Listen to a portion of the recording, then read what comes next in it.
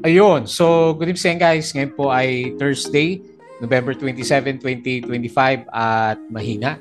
So, nagkakaroon na resistance, naglo-lower low yung lower high yung galawan ng ng market natin. Anyway, so net foreign sell tayo ngayon kaya laglag yung index natin. So, nag-close tayo 5,969.13. So, negative 0.59%. And meron tayong 1.01 billion. Laki, no? Na net foreign sell. So may mga transactions nga pala, tamang sabi nung kasama natin, si na i-reach, di ba? Saka si Ali. Pero bakit nagkakaroon ng malakas na net foreign sell at net foreign buy ng tatlong araw na? Yung dalawang araw, pwede pa siguro, no? Kina Ali at saka i-reach yun. Pero anyway, so hanapin ulit natin kung saan galing tong majority ng transaction natin. So sobrang volatile naman ng nung buying saka selling ng foreigners natin. Tapos Friday na naman bukas, hopefully kahit pa paano, maganda naman yung galaw ng market natin pag sumampa siya ng above ng 6,000 level. So, pero sa mga blue chips ngayon, medyo maraming bumagsak. Ang pinaka-winner natin ngayon sa yung mga merong volume, si Red Sea at saka si TAP. Si TAP yung kinuha natin dito sa trending stocks natin. So, nag-up siya ng more than 12%. Pero sa mga blue chips, marami ako nakita na nalaglag na naman. So, yung mga alaga natin, ayan, si Plus pala. So, nalaglag din yung kanyang pinaka-price action. Okay? So, mukhang holiday sa US market. Hindi ko nakikita na magkaroon ng futures. Siguro holiday sila. So, walang galaw yung futures ng US market. So, doon naman sa bandang Europe, sideways lang yung galawan pero namumula yung kanilang mga index. Malit lang naman yung drop.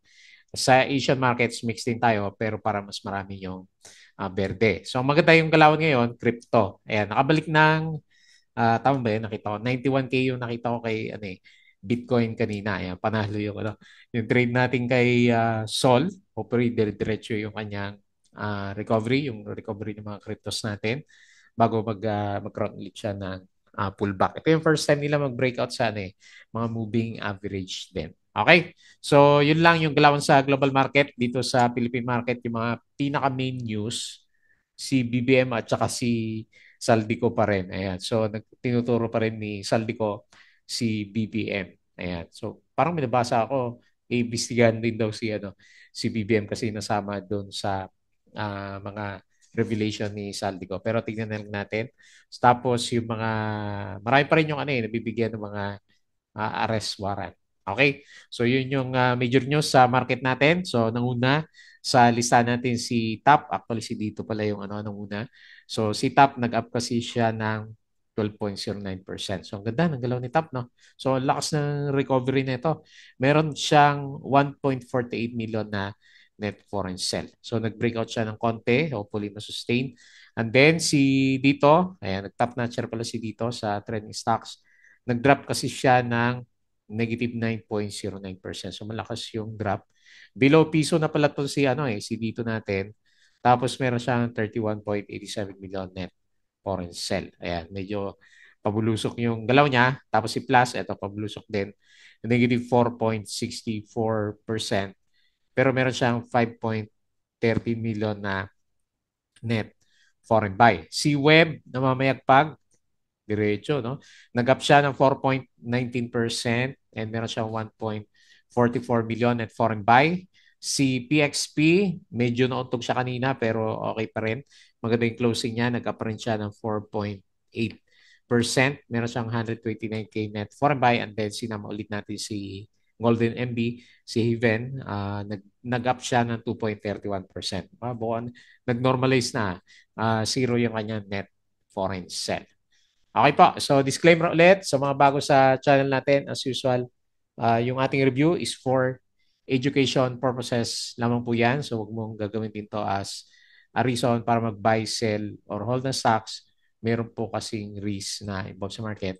Due diligence na lang po kung anong stocks yung gusto mong bilhin. Ayan. And then follow mo lang po ako dito sa ating Palaboy Trader na YouTube channel. Subscribe ka lang para updated ka sa reviews natin or kung gusto mo join ka sa trading community naman natin. Ayan. Sobrang hina na naman yung views natin kasi wala masyadong gumagalaw ng mga stocks.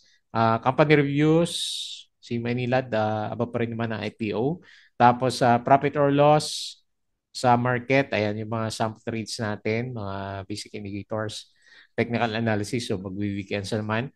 Fundamentals, yung mga risk management and basic learnings, PSE, stock market studies naman. Okay? Follow mo din po ako dito sa ating Palapit Trader Crypto ko to. So sabi ko sa inyo kahapon, meron tayong bagong upload dito, si Isaac Kaya. So gamit natin si Probit, Probit Global o probit.com na trading platform. Ayan, so check mo na lang, meron silang airdrop. Tapos na natin airdrop yung trading competition, yung meron sa kanila. And then sa social media, follow mo na lang po ako dito sa ating Facebook account na Palaboy Trader para update ka sa mga posts natin or dito sa Facebook page. Ayan, check mo na lang po. Bodega Pick, yung mga articles natin sa local market, and then sa Twitter, tingnan natin kung ano yung mga nabalita natin dito. So, nung alas dos, namumula na talaga. At saka nangunguna ulit si Plus, Metrobank at saka BDO. So, sa mga winners kanina, AGI Pure Gold at saka si San Miguel. Pero may time na tatlo lang yata yung nung umaga. So, nakabawi tayo kasi nag more than 1% yung drop natin kanina. So, meron na yata ako na-post. Meron ako na-post na saglit, refresh natin. Na-post ko na yung pinaka-summary ng market. Ayan, rewind lang natin ng konti para pumasok yung post natin. Late na kasi yun. Ayan, so andito na. Okay, so net foreign sale, 1 billion. Sino naman kaya yung nagbenta na yan? Tapos, ayan, namumula, nag 0.59%. So, tinamaan naman ngayon hindi si property, no? Services at saka si mining. Nag-pullback si di ba? Sina OGP, APX. So, negative 1.25% services, negative 1.45%. Ang panalo lang sa index natin, finance malaki din pala, negative 2.21%. So, si holding lang, holding firms, yung mga big caps, sino kaya sa kanila. Kasi ang dami ding bumagsak na ng mga blue chips sa market natin. Okay? So tapos, ito yung alas dos. Dito tayo sa alas tres. Ayan. Balance lang yung di ba? Yung dami ng namumula at saka berde sa index natin. Pero mas malakas yung mga drop. So si Plus, walang catalyst, negative 4.64%, Metrobank, negative 4.15%, Ayalalan, yan, pinag-usapan dito, negative 2.86% at saka si Jollibee, nag-drop ng 2.59%. So sa winners natin, Pure Gold, 2.96% up, SM 2.96 din, San Miguel 2.51, Ayala Corporation 2.22, AGI 1.69% at saka si SMPH nag-up ng 1.56%. Okay? So, ayan, bumagsak pala tayo ng 1.03% nung uh, first half ng trading sa market natin. Yung mga tinamaan kanina. Finance. Okay. Ito yung mga top losers kanina. Ayan, si dito. Nangunguna sa bumabagsak kanina umaga. Hindi na yata makapag-antay na mag-bounce yung mga traders doon. Banco de Oro raised 500 million US dollar via oversubscribed senior note issuance. San Miguel Corporation sets 8% minimum distribution rate for new preferred securities. Ang taas ng niya, Ang taas ng dividend, no? 8%. SSS disputes red tape tag, touts 99% resolution rate. Ano pa to? Share buyback transaction, BRN Meg at saka si Fruit. Ito yung alas 12. So Pure Gold pa rin nangunguna dito, no? 2.72%. Tapos si San Miguel Corporation, 1.48%. Wala pa dito si Plus kanina. Nasa 2% lang yung drop niya kanina. Okay? So Banco de Oro, negative 2.81. Metrobank, minus 2.55%. Tapos sino pa to? Si BPI, minus, ang dami parang gustong buwang sa kanina, minus 2.37%. Si SMPH nakabawi pala, minus 2% nung first half ng markets natin. Okay, so yun po yung mga first half ng trading natin. Mas mapula tayo ng mag-closing. One of the largest in Visayas, SM Prime, pours 3.6 billion into SMX Seaside Cebu. Ayan, nag-invest si SMPH. Alas 11, ito yung pinaka-drop natin. Ayan, plus pala yung nanguna. Nagsisiso sila ni Metrobank at saka BPI, yung mga banks natin. Senate Deputy Leader JB Ejercito accused Bureau of Internal Revenue of pocketing most of the money collected through letters of authority. So ito na naman yung isang lumalabas, di ba? So medyo mainit din yung mga inquiry regards sa Bureau of sa BIR. Parang may nabasa ako na sinuspend yung tax collection dahil sa mga issues sa BIR pero parang naibalik na nga din daw yata. So hindi pa tapos yung flood control. Meron na naman tayong isang bubusisain o bubuksan na corruption dito sa Philippines. Ayan. 7 congressmen who are owners of construction firms that have contracts with the DPWH have been recommended for prosecution by the ICI. Ayan, yari. Ang daming no, ang daming government officials na involved. Makabayan lawmakers formally sought ICS probe on President Marcos. Ayan, alleged involvement in the anomalous flood control. Ayan. So ito yung nakita ko na ni. Sabi ko, nako, bad news na naman nung umaga. Okay, tapos alas 10, mapula tayo ng alas 10. Ali effect, ito yung ayan, 4.2 billion pala yung transaction niya. Pero kung siya yung okay, pwede siya nag-cost ng 2 billion na net foreign buy kahapon. Sino yung nag-cost ng 1 billion na net foreign sale ngayon at saka yung halos 3 billion na net foreign sale nung Monday, di ba? Sa market natin. Ayan. So, hindi natin masundan. Ang lalaki ng ng mga block sale.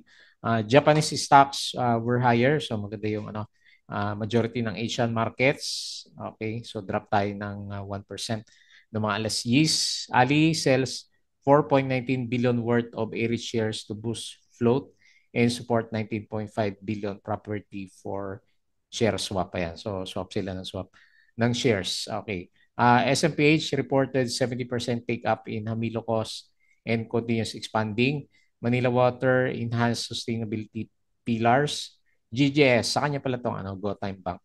A digital bank in the Philippines, palaban niya kay GCash, targets profitability within the next 2 years by growing its deposit and loan books. Okay, share buyback, mabasa natin yan. BLL, meron po ngayong upcoming dividends. Common shares to, malamang. Tapos Security Bank has exceeded its 2025 sustainability finance. Mga kapon pa yata to, no? Aslag, hindi rin naman gumalaw, is set to finalize joint venture, hindi pinansin, no? With Singapore-based Berdan to acquire majority stakes in PC and PHC. Okay. So BDO, ang basa natin mga yan. Marcos, ICE nuclear solution to plastic pollution. Security Bank surpasses 2025 finance call. Okay? So the rest, yung post natin kahapon. Okay? So yun lang. DPWH pa rin at saka yung sinasama ni Saldi ko, si BBM sa mga controversies na meron siya. So government, tapos yung mga government officials natin. So yung pinaka-major na negative news sa market natin. Okay po. So patalasas ulit yung ating Patreon channel. Yung gusto ng guide, sali lang po kayo dito sa Patreon channel natin. So punta tayo dito sa index. Lower high tayo, no? Okay. Pero sige, lumalaban. Bigyan natin ng benefit of the doubt si PSE. Ngayon, net foreign sell na naman. Ayan. So ito yung pinaka-dread natin. Ayaw natin. So 5,969.13. Nagre-resist talaga siya dito sa 6,000 level. Hindi tayo maka-breakout. So nag-drop siya na negative 0.59%. Okay? So nag-drop or rather yung RSI isa pa rin naman ng 50 and okay pa rin naman yung itsura ng MACD formation natin. Maganda yung closing natin kung matuloy yung breakout natin dito sa kaso wala tayong walang optimistic na balita sa Philippines. So ayan, bumabalik sa bandang ilalim ng trading channel natin. Pabuka na malaki yung no, napadrop yung galawan ng index.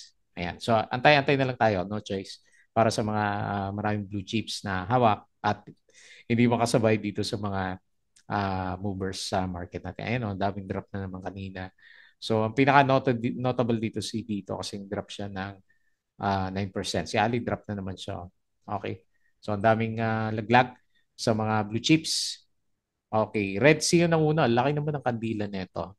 Ano ba meron dito sa 5-minute chart? Baka binomba lang to. Binomba lang si Red Sea. Ayan. Ingat-ingat ulit tayo sa mga pump. Okay. So, top yung nauna. Ang ganda ng galaw niya. No? Laki ng channel niya. So, halos pa-breakout na siya sa DOS. DOS na lang ilalagay natin resistance mamaya. Tapos, sino pa? PXP 4.8. Ayan, no? Nagano din siya. Nag-start na reversal, nagbe-breakout. Wilcon 3.36. Pure Gold 2.96. Parang si ano lang, di ba? Si TAP. Tapos Ayala Corporation 2.22%. Ay may 2.05. Tapos si X, ano nangyari kay X? Lumalaban, no? 2%. Okay, AGI bumawi ng note to pala to 1.69%. Okay? So dito sa mga losers, si Home minus 11.86. Ayan, hindi na tuloy na usog yung pag-akyat. Tapos si dito minus 9.09. Ayan, pag-usapan natin, mukhang wala tayong all-time low, no? All-time low. Wala tayong support. Tapos si Oldie, minus 7.89. Napagod na yung mga Villar stocks. Apollo, minus 5.48. Downtrend na talaga siya. Plus, minus 4.64. So, below na naman ng MA 100. Tapos, Metrobank. Ang daming banks na nalaglag.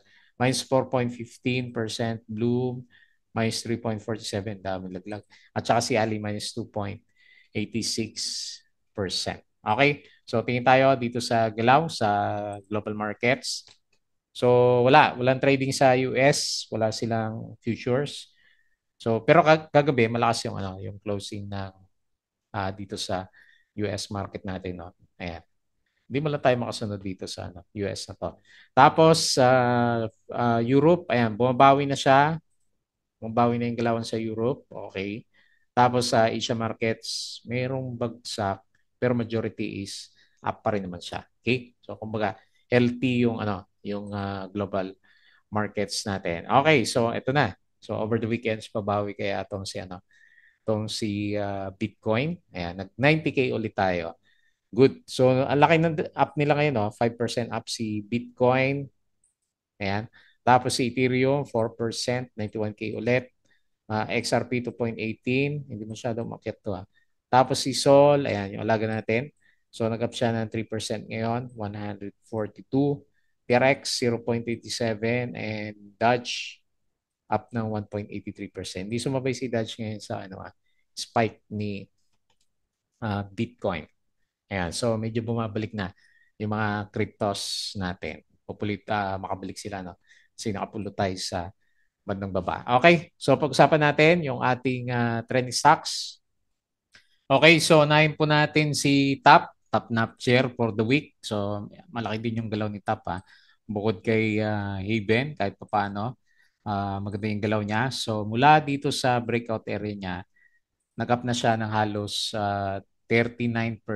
So laki na rin, no? So ngayon yung pinakamalakas na bigwas ni Top. So 2 pesos na yung ilalagay natin na pinaka-resistance, psychological resistance nitong si Top natin. So pag nagkaroon siya ng breakout diyan, another all-time high. Ayan. So laki ng ang laki na trading channel ni Top, ascending triangle formation, and then nag-bounce sakto yung bounce niya, no? Dito sa MA 100. Ayan, diretso pa rin yung RSI nari sa kanya. So talagang binobomba, may volume siya, nasa 42 million yung traded volume ni Top natin. So siguro ang pinaka-catalyst natin syempre yung kanyang consistent na good earnings naman. Ayan. So tapos syempre panalo yung mga. So balik na pala ulit sa 400% ba to? Dito mula sa IPO price, laki, no? Balik na sa 400% yung mga traders natin. So overbought yung ating stocks. Watch out na lang sa mga profit taking. Tapos okay din yung maganda rin yung direction ng MACD formation. Ayan, nagkaroon siya ng malaking spike ng volume dito. Okay? Congrats po yung mga merong top. hanggang sa ngayon, yung mga diamond hands niya. So, 12% up siya. And then nag-close na 1.95. Okay? Next, si dito, mga kadito natics. Bukod sa hindi natin siya nakikita sa trending stocks, ngayon lang ulit, pero pabagsak yung price action natin. So nabutas pala yung meron siyang support dito sa 0.73 pero medyo nabutas siya. Okay? So anyway, medyo malakas yung niya, medyo malakas yung downtrend niya talaga. Oh. So naghanap din ako na reason kanina bakit siya yung earnings sila yung nakikita ko sa kanya negative 7, ang laki negative 770%, tapos lugi siya ng minus, ang laki minus 15.67 billion. Makabawi pa kaya to si hopefully makabawi naman kasi ang daming investor kay dito natin. Ilang taon na ba to? Na 3 years na yata to, no? Si dito natin. Kailan ba nag-IPO siya? Napin natin. Ayan, bagsak sa wala siya sa support. Dahil palang season niya, no? O matagal na rin pala, no? Ayan, no? So, 2000, tama ba? 2007 si si dito natin. Naka-day chart ako pero ayan, 2004. Okay, anyway, matagal na. Pero matagal na, mas matagal yung meron din siya mga spike dati. Tapos ngayon, diretso, no? Okay, ingat na lang, ingat na lang. Sa mga kasama natin na traders, ayan, namamahilig mamulot ng falling knife. Okay, so medyo pangit yung itsura niya. So kailangan niya kasing may pakita na kumikita siya kahit papaano eh. So yun yung kasi hindi papasukin ng mga investor. Kung tayo lang naman nagtitrade dito, hindi rin siya masyadong gagalaw. Mag-spike-spike lang siya. And then, puro profit taking na naman yung kasunod niya. Okay, so medyo bearish. Tagal na ng pagka-bearish na ito. So, since start of the year, nag-start diretso yung downtrend natin. Okay, ingat na lang. So, nag-close tayo ng 0.7. So, resistance na lang po yung MA20. Tapos, hindi ko malagyan ng support eh. So, tingnan na lang natin kung kailan siya mag-Dow G. Negative 9% and 31.87 million net foreign sell. Hopefully, wala nang malakas na net foreign sell ulit bukas ko hindi. Bibigay kasi yung pinaka-price action natin. Okay? Next, Plus, another drop. Si Plus, okay. So mukhang sablay yung natin yung sukat natin. Ang sukat ko sa kanya 32 plus nung nag-breakout dito sa MA100 pero baba na natin siya. Mukhang sideways yata tong si magsa-sideways muna si Plus. Pero pa rin naman siya, higher high pa rin naman siya compare dito, di ba? Medyo higher high yung yung itsura niya. So kailangan niya mag-establish ng support. Okay, pinamalapit na support, meron siya dito sa around 22 pesos. Pero sa big picture, ilalagay ko na lang po dito sa baba. Ayan. Ayoko ding umasa na nasisipa siya sa itsura na pinapakita ni Plus unless meron tayong catalyst na malakas sa kanya. So below ba? O sakto RSI 50 pero halos mag-below na siya ng RSI 50 level and ayan na. So yung ating MACD formation nawawalan na rin ng gana yung price action niya. Yung overall picture niya parang uptrend siya pero sideways siya, di ba? Hindi gumagalaw yung yung MACD formation natin. Okay? So 24.64, mukhang matagal pa yung 30 pesos. Negative 4.64%, meron siyang 5.30 million net foreign buy. Okay? Next, PhilWeb. Ito si PhilWeb panalo din. Parang top lang din yung yung kanyang galawan. So, congrats yung mga merong web. Lumalaban pa rin siya, no? So, 52 weeks ay tama ba? O, tama. 52 weeks ay si web. Okay. So, hindi na siya nag-retest sa support Mukhang malakas yung sipa nito. Ayan. So bukas magkakalaman ko, sisipa pa ulit si Web. Nag-up siya ngayon ng 4%, 4.19. Nag-close 6.21 and 1.44 million net foreign buy. Okay? So overbought na yung RSI level natin dito na sa RSI 75 and parabolic din pala yung itsura ng MACD formation natin. Okay? So kung resistance naman, o parang nagsasakto siya dito, no? Dito sa malaking tore na to. Pero kung sakali lang o meron siyang breakout pa, Ang pinaka-next na resistance is dito sa around 7 pesos na lang. Mas maganda sana mag-retest muna dito sa siya umakyat para mas matibay yung yung price action natin. Ingat na lang bukas kasi Friday na naman. Okay? Next, PXP. So finally, nagtatry na mag-breakout. Susundo kaya to doon sa taas ulit dito sa bandang 3 pesos. Malalaman natin yan in the coming few days. So meron siyang gap dito. So magiging resistance natin is 2.85 no? Okay. So medyo nag-profit taking siya based dito sa candle niya. Pero malay natin, mag-close the gap ulit kasi yung RSI niya medyo solid naman yung galaw ng ng RSI natin at nagre-recover na yung itsura ng MACD formation natin. Okay? So nag-close siya 2.62 up na 4.8% and 129K net foreign buy. And then lastly, si Havens, Golden MB Holdings.